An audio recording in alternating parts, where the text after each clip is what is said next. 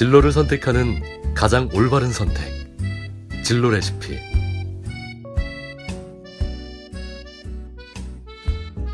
안녕하세요. 진로 레시피입니다. 최근 세간의 이목을 집중시키고 있는 거꾸로 교실을 아십니까? 미국 고등학교의 교사였던 존 버그만의 작은 실험에서 시작된 거꾸로 교실은 지금 미국은 물론 전 세계적으로 확산되고 있습니다. 우리나라에서도 거꾸로 교실을 운영하고 있는 교실이 점점 늘어나고 있는 추세인데요. 오늘 저희 진로 레시피에서 거꾸로 교실의 탄생에서부터 거꾸로 교실에 담긴 뜻 그리고 구체적인 활동에 대해서 상세히 살펴보도록 하겠습니다.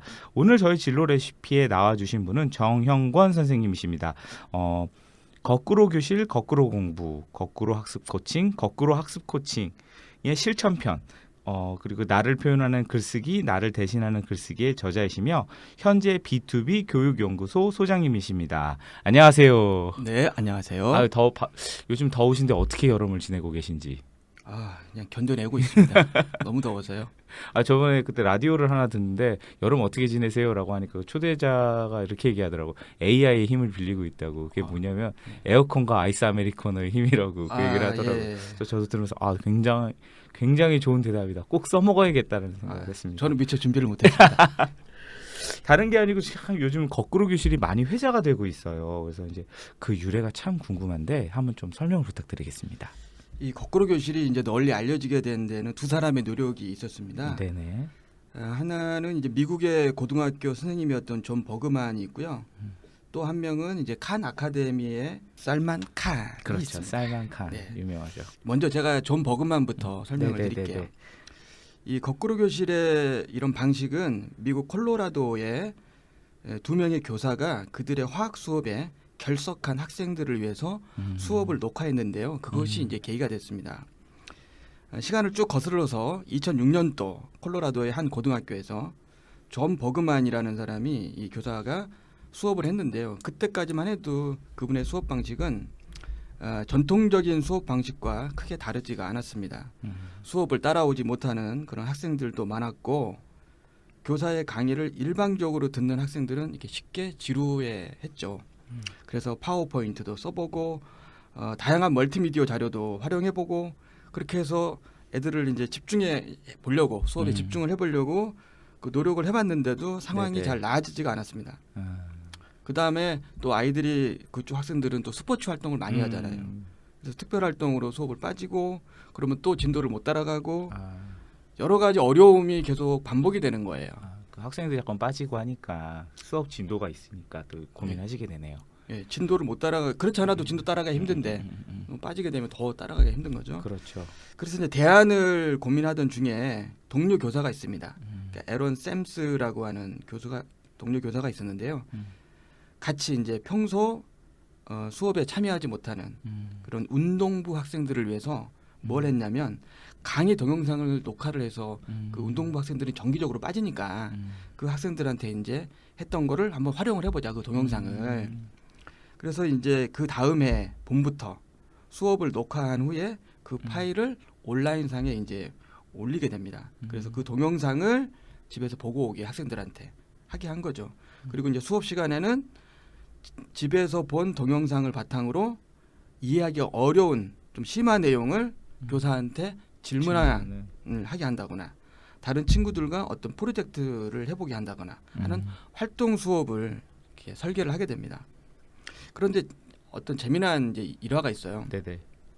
그러던 어느 날 이제 버그만이 거기 있는 부교육감이라는 분하고 얘기를 나누게 됐는데 그 부교육감이 버그만에게 이런 말을 해요. 저는 선생님이 강의 동영상을 올려놓고 미리 이렇게 강의를 듣고 수업에 참여하게 하는 방식이 매우 효과적이라고 생각하는데요. 내 딸의 대학 교수 또한 강의를 녹화해서 알려주는데 딸이 매우 좋아합니다. 이렇게 얘기를 했다는 거예요. 그래서 그렇구나. 나만 그렇게 하는 게 아니구나. 그래서 그렇다면 교실 수업이라는 게 도대체 뭘까? 또 교실 수업이 어떨 때 가치가 있는 걸까라고 하는 거를 이제 더 깊이 생각하게 된 거죠. 그래서 이제 여기서 이 대화에서 우리가 이제 좀 주목해야 될 게 뭐냐면 거꾸로 교실과 유사한 방식의 수업 방식이 존 버그만 말고도 여러 있었다. 군데 대학이라든가 중등 학교라든가 이런 데서 이미 실시가 되고 있었다는 거죠. 그러니까 그런 문제 의식을 어느 정도는 다른 사람들도 다른 선생님들도 가지고 있었고 그걸 극복하기 위해서 비슷한 방법으로 노력을 하고 있었다는 걸 알 수가 있습니다. 그래서 이제 그 이야기를 듣고 버그만이 이제 더 깊이 생각을 합니다. 그러니까 일반적인 내용, 기본적인 내용, 개념에 대한 내용은 학생이 스스로 공부를 할 수 있기 때문에 굳이 얼굴을 보면서 강의식으로 하지 않아도 되고 그렇다면 우리가 해야 될 그 수업 내용을 미리 녹화를 해서 학생들이 집에서 동영상을 보게 하고 실제 수업 시간에는 아이들이 어려워하는 개념, 심화 내용을 이해하도록 도와주면 어떨까 하면서 그 동료 교사인 그 에런 샘스하고 점점 그 고민들을 구체화시켜 거꾸로 교실의 윤곽이 이제 만들어지기 시작을 하죠. 그래서 거꾸로 교실이 이제 일정한 틀을 가지고 탄생을 하게 됩니다. 그래서 기존 패러다임하고 좀 다르죠. 강의를 바깥으로 꺼내고 수업 시간에는 활동 중심으로 수업을 하게 된다는 것이 이제 좀 많이 다르고요. 그러다 보니까 학생들이 참여를 잘하게 되고 또 졸지도 않고 딴짓도 덜하고 이렇게 하면 효과가 나타나니까 빠른 속도로 이제 전파가 되기 시작해서 널리 알려지게 된 거죠. 근데 지금 그 존 버그만이 만든 어떤 지금 거꾸로 교실 같은 경우는 수업에 빠지는 학생들을 위해서 먼저는 어떤 교육의 목적보다는 아이들의 뭐 성적 향상이나 그런 것보다는 빠지는 학생들을 위해서 수업을 그렇게 시작하게 되었다 이렇게 이해해도 될까요? 그건 아니죠. 수업의 집중도가 떨어지고 어떻게 해서든지 아이들한테 좋은 내용을 좀 잘 알려주고 지식을 잘 전달해주고 싶었는데 그것들이 잘 안 되는 거예요. 잘 안 되니까 그러면 수업에 원래 빠지던 운동부 학생들을 위해서 내가 준비를 했단 말이에요. 동영상을. 네네. 수업을 아예 빠지니까.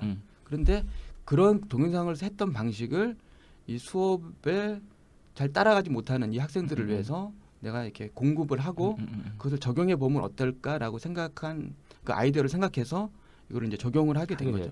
이렇게. 그럼 저 칸 아카데미 같은 경우 칸 아카데미는 어떤 거꾸로 교실을 운영했는지 좀 그것도 좀 궁금합니다. 칸 아카데미는 이제 세계적인 동영상 학습 기관인데요. 네네. 이제 뭐 별명으로는 세상에서 가장 큰 학교다라고 불립니다. 칸 아카데미의 동영상은 전부 이제 무료로 공급이 되고요. 그 덧셈부터 뺄셈부터 미적분까지. 그리고 한국에서도 뭐 구글에서 검색하면 쉽게 볼 수 있죠, 이것도.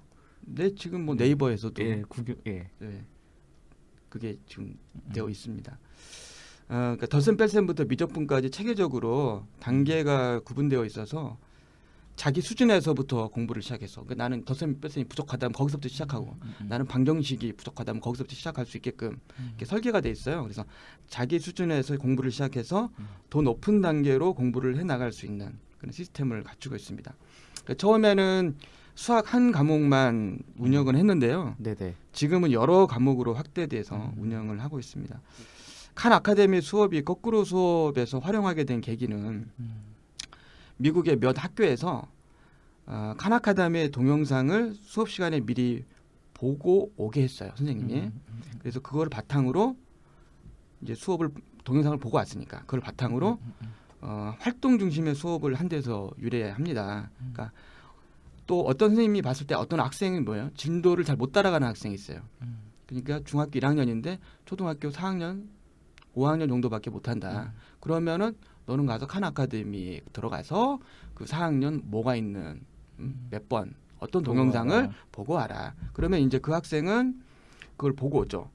본인의 수준에 맞는 동영상을 보고 오죠. 그러면 수업 시간에는 그 학생한테 맞는 이제 연습 문제라든가 이런 것들을 이제 제시해 주는 거예요. 그러면 빠른 속도로 이 학생이 자기 수준을 빨리빨리 이제 넘어서서 진도를 잘 따라오게 되는 걸 볼 수 있었습니다. 그래서 기존의 학교 진도를 나가는데도 칸 아카데미 동영상을 활용하고 수업을 잘 못 따라온 학생. 아까 이제 존 버그만으로 치면 수업을 많이 빠져서 결손이 많이 되어 있는 경우, 뒤처져 있는 학생 경우랑 비슷하죠. 네. 그런 학생에도 또 자기한테 맞는 동영상을 이렇게 보고 오게 하고 이렇게 하다 보니까 학생들의 학업 성취도가 이제 향상이 되고 긍정적인 변화가 나타나는 겁니다. 그래서 이것을 그분들이 뭐라고 불렀냐면 뒤집어진 수업이다. 뒤집어진 교실이다. 그 거꾸로 수업이다. 플립 러닝이다. 이렇게 이제 부르게 됐습니다. 그래서 존 버그만의 거꾸로 교실과는 또 다른 흐름이 여기서 이제 만들어지게 됩니다. 하지만 전통적인 강의식 수업을 탈피하고 강의식 수업을 탈피하고 학생의 배움 중심으로 수업을 진행한다는 것에서는 이렇게 별다른 차이가 없다 이렇게 이제 볼 수가 있겠습니다. 아 그러면 이제 한국에서도 지금 거꾸로 교실이 굉장히 인기가 있는데 지금 거의 열풍이라고도 볼 수 있는데 한국에서는 왜 거꾸로 교실이 열풍을 부는지 그 이유가 좀 궁금합니다. 그러니까 이제 거꾸로 수업은 그 학생을 배움의 변방에서 중심으로 돌려놨다 이렇게 얘기를 할 수가 있는데요. 그동안 우리가 이제 자기주도 학습해라, 자기주도 학습해야 된다, 자기주도 학습이 중요하다 이런 얘기를 굉장히 많이 했습니다. 그런데 이 학생들한테 이렇게 자기주도 학습을 하라고 했지만은 강의식 수업으로 이렇게 계속 진행이 되면 자기주도 학습을 배워 나가기가 굉장히 어렵습니다, 사실. 왜냐하면 거의 모든 수업을 선생님이 혼자서 일방적으로 계획을 세워서 쭉 진행하다 보니까 학생들이 이걸 따라가기 굉장히 힘든 거죠. 그래서 실제 수업을 할 때 자기주도적인 환경을 만들어 준다면은 학생들은 저절로 자기주도 학습을 이제 할 수가 있겠죠. 그리고 이제 우리나라에서는 여러 가지 교육 트렌드가 이제 유행처럼 뜨고 지고 하잖아요. 그래서 여러 가지 많은 학습법 또 교육의 중심 테마들 이런 것들이 등장하고 있는데요. 뭐 예를 들어 진로, 또 진로가 중요하다, 인성이 중요하다, 토론을 잘해야 된다, 말하기 교육이 필요하다, 그렇죠. 글쓰기도 잘해야 된다, 요즘 그렇죠. 창의력을 키워야 된다, 융합이다, 막 이렇게 매우 중요하다 이런 것들을 얘기하는데요. 그러면 그러다 보면 그럼 이것들을 다 따로따로 진로 교육 따로 받고 인성 교육 따로 받고 토론 교육 따로 받고 뭐 글쓰기 교육 따로 하고 융합 교육 따로 하고 이렇게 받아야 되냐? 또 그런 거를 가르쳐주는 그럼 학원을 보내야 되냐 하는 문제가 또 생기게 되죠. 그런데 이제 이런 수업 방식을 거꾸로 활동 중심, 배움 중심 이렇게 이제 거꾸로 수업 방식을 바꾸면은 이런 것들을 한꺼번에 해결할 수가 있습니다. 거꾸로 수업에서 토론은 기본이죠. 그리고 그것들을 잘 정리하고 하나의 콘텐츠로 만들어야 되는데요. 그렇게 하다 보면 자연스럽게 방금 얘기한 교육의 중심 테마들 이런 것 주제들을 한꺼번에 다 배워 나갈 수가 있게 되는 거죠. 그러니까 자연스럽게 학생이 배움의 중심에 중심으로. 서게 된다. 그래서 그리고 이제 무엇보다도 요즘 이제 알파고 시대 그러잖아요. 이런 알파고 시대에 인간의 창의력을 키워야 되는데 그 창의력을 키우는데 창의력 교육을 받을 게 아니라 거꾸로 방식의 수업으로 배움 중심 수업을 진행하게 된다면 창의력을 키우는데도 매우 좋은 방식이라고 생각이 됩니다. 그래서 뭐 학생들도 굉장히 재밌어하고 그러다 보니까 빠른 속도로 이렇게 확장이 되는 것 같습니다. 되는 이유가 그거인 것 같다. 네. 그렇다면 좀 그게 궁금한데 거꾸로 교실은 어떤 활동으로 수업이 좀 구성되고 이루어지고 있는지 좀 말씀 부탁드립니다. 예, 거꾸로 교실에서는 그 수업 방식이 아까 이제 말씀드린 대로 동영상. 뒤집어지는 예, 거죠. 그렇죠. 뒤집어 네. 거꾸로. 그래서 보통 이제 우리가 수업 듣고 질문. 집에 가서 숙제하고 이게 가장 전통적인 그 수업의 형태입니다. 그래서 수업을 듣고 가서 숙제를 하고 네. 그죠? 그 장소는 숙제하는 장소는 이제 집에 가서 하는 거죠. 그렇죠. 예. 그래서 교실에서 하는 강의식 수업을 이제 사전에 동영상으로 만들어서 학생들이 공부를 해오고 교실에서는 강의식 수업 대신에 다양한 활동으로 보다 고차원적인 수업을 하자. 이게 이제 거꾸로 교실이죠. 동영상을 미리 보고 오고 그러니까 수업을 미리 하고 오는 거죠. 그리고 숙제를 하던 숙제에 해당하는 그런 심화 학습을 본 수업 시간에 이제 하게 되는 겁니다. 그러니까 우리가 이제 우리 부모님들이 이제 자녀들 숙제 봐줄 때 짜증나는 적이 있죠. 그게 뭐냐면 학교 수업 시간에는 이제 개념 중심, 이해 중심의 비교적 쉬운 내용을 이제 학습을 하고요. 그 집에 와서 숙제할 때는 응용이 필요한 부분을 숙제로 합니다. 도와줄 사람도 없습니다. 옆에 선생님도 없습니다. 그러니까 그렇죠. 뭔가 좀 잘못됐다는 생각이 들죠. 쉬운 거 할 때 선생님이 필요하겠습니까? 어려운 거 할 때 선생님이 필요하겠습니까? 당연히 어려운 거 할 때 선생님이 옆에서 도와주면 좋죠. 네네. 예, 그때 선생님 옆에 계셔야죠. 그래야 이제 배움에 학생이 배울 때 그 배움의 흥미를 잃지 않고 도전하려는 마음을 품게 되는데요. 그런 과정을 통해서 아이가 더욱 전진을 해나갈 수 있습니다. 그 수업 시간에는 이제 동영상을 보고 왔기 때문에 숙제에 해당하는 어려운 내용을 하는 심화 학습을 하는 이 부분을 수업 시간에 하게 되죠. 그래서 연습 문제를 푼다든가 개념을 더 새롭게 정리한다든가 개념을 바탕으로 추가 과제를 내서 결론을 도출하는 이런 활동을 한다든가 하는 것들이 본 수업에 이루어지는 겁니다. 그래서 수업과 숙제를 거꾸로 뒤집었다. 이렇게 이제 간단하게 얘기를 할 수가 있겠습니다. 네. 아, 그렇다면 이제 거꾸로 교실에 지금 어떤 변화는 아니고 이제 어떤 개괄적인 설명을 지금 해주신 것 같아요. 그렇다면 좀 궁금한 게 거꾸로 교실에 담긴 뜻, 그 핵심이 참 궁금해요. 이걸 왜 만들고까지 이제 만든 건 알겠는데, 그러니까 이것의 핵심, 이것이 왜 인기가 있고 이런 거에 대해서 좀 궁금합니다. 핵심이라고 하면 이제 거꾸로 교실은 가르침을 줄이는 거거든요. 쉽게 얘기하면. 그러니까 거꾸로 교실을 수업을 진행한 선생님들의 말을 들어보면 말씀을 들어보면 가장 힘든 게 뭐냐 하고 물어보면 힘든 것 중에 하나가 뭐 동영상 만드는 것도 힘든데 그거보다 더 힘든 게 뭐냐면 가르치고 싶은 유혹이랍니다. 가르치고 싶은 유혹. 내가 조금이라도 알면 자꾸 가르쳐주고 싶잖아요. 이렇게 막 설명해주고 싶잖아요. 그렇죠. 예, 참는 거. 예, 참는 거 힘들어요. 근데 알면 자꾸 얘기해주고. 그렇죠. 근데 자꾸 다 얘기해줘 버리면 그걸 받아들인 사람 입장은 머리를 안 쓰게 돼요. 그러니까 자기가 머리를 써서 생각하면 알 수 있는 거, 노력 활동해서 알아낼 수 있는 것도 안 하려고 그런단 말이에요. 그러니까 주도성이 사라지는 거죠, 사실. 그래서 가르침을 이제 줄여야 되는데요. 사실 이게 매우 힘든 작업입니다. 근데 만약에 가르침의 유혹을 참지 못한다면 수업은 다시 어떻게 돼요? 옛날 이제 강의식 수업으로 돌아가는 거죠. 강의를 하는 거죠. 그럼 강의하는 그렇죠. 사람은 좋죠. 막 얘기하니까, 그죠? 막 얘기하고 알려주니까 기분은 좋죠. 근데 문제는 뭐냐면 아이들은 그러면 배움의 중심에서 이제 다시 변방으로 밀려나는 거가 되는 거죠. 그래서 이제 이러한 유혹에서 벗어나려면 아이들은 스스로 배우고 배움을 조직할 수 있다. 이게 누가 한 얘기냐면 수가타 미트라라고 하는 분이 얘기한 건데요. 이 수가타 미트라의 교수의 그 조언을 항상 기억해야 될 겁니다. 아이들이 혼자서는 배울 수 없다라고 생각하면 교사는 또는 부모는 어른은 선생님은 과도하게 개입을 하려고 할 거고요. 그쵸. 그러면 아이들은 다시 이제 수동적인 모습으로 돌아가게 된다는 거죠. 우리가 원하는 바가 아니잖아요. 우리가 원하는 바는 많이 가르치는 게 아니라 아이들이 주도적으로 바뀌는 거죠. 능동적으로 바뀌는 거죠. 배움을 스스로 조직화해내는 능력을 갖게 되는 거죠. 그래서 이 배움이라고 하는 것이 단지 선생님이 가르치는 행위, 그러니까 티칭을 통해서만 일어난다면 사실 수업 후에 아이들한테 물어보면 학습 수준이 똑같아야 되는데 그렇죠. 다 다르죠. 그런 일은 없죠. 그래서 가르치는 걸 아이들은 다 다르게 받아들이고 자기 수준에 맞게 자기의 또 능력에 맞게 이렇게 이제 받아들이죠. 그렇다면 교사는 학생이 자신의 그런 수준과 능력에 맞게 잘 배움으로 나아갈 수 있도록 도와주는 게 더 중요한 역할이라는 거죠. 그죠? 부모도 마찬가지죠. 그래서 잘 가르치면 잘 배울 것이라는 관점을 계속 지속하면 교실의 모습은 바뀌지 맞아. 변화가 없을 거죠. 그래서 교실은 잘 가르치는 공간이 아니라 사실은 배우는 공간이다. 배우는 공간.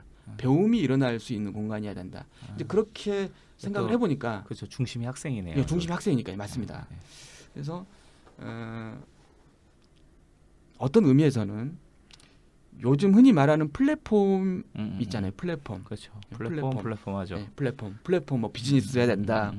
뭐 플랫폼에 대한 관심이 굉장히 높습니다. 근데 그런 플랫폼이 돼야 된다고 봅니다. 그러니까 플랫폼은 사람이 모이죠. 교실도 예. 플랫폼에 사람이 모이는 거는 즐겁고 유익하고 여러 가지 것들이 서로 교환이 되고 그죠? 주고받을 수가 있는 곳이 플랫폼이잖아요. 그래서 이 교실도 그런 장이 되어야 된다. 그래서 배움의 장, 이 교실에서는 아이들이 서로의 생각과 지식을 나누고 소통하고 또 거래하고 그런 활발한 그 지식의 플랫폼이 되어야 된다고 생각을 해요. 그래서 그것을 촉진하는 촉진자 역할을 하는 게 바로 우리 어른들, 교사. 예, 이 역할이라고 이제 생각을 합니다. 그래서 학생들은 적절한 환경이 제공된다면 스스로 배우고 그 배움을 조직화할 수 있다. 이 명제를 잘 생각하는 것이 중요하다고 생각합니다. 아, 예. 그렇다면 지금 계속 이 질문이 답을 나올 것 같은데 제가 준비한 질문이라 드리겠습니다. 예. 그게 뭐냐면 이제 거꾸로 교실의 수업이 청소년들에게 어떤 점이 좋을지 그러니까 지금 질문을 좀 드리고 싶었는데 어떤가요? 어떤 점이 좋을까요? 일단은 많은 부모님들이 원하는 거 스스로 자기주도 학습. 그렇죠. 스스로 배우는 능력, 그죠?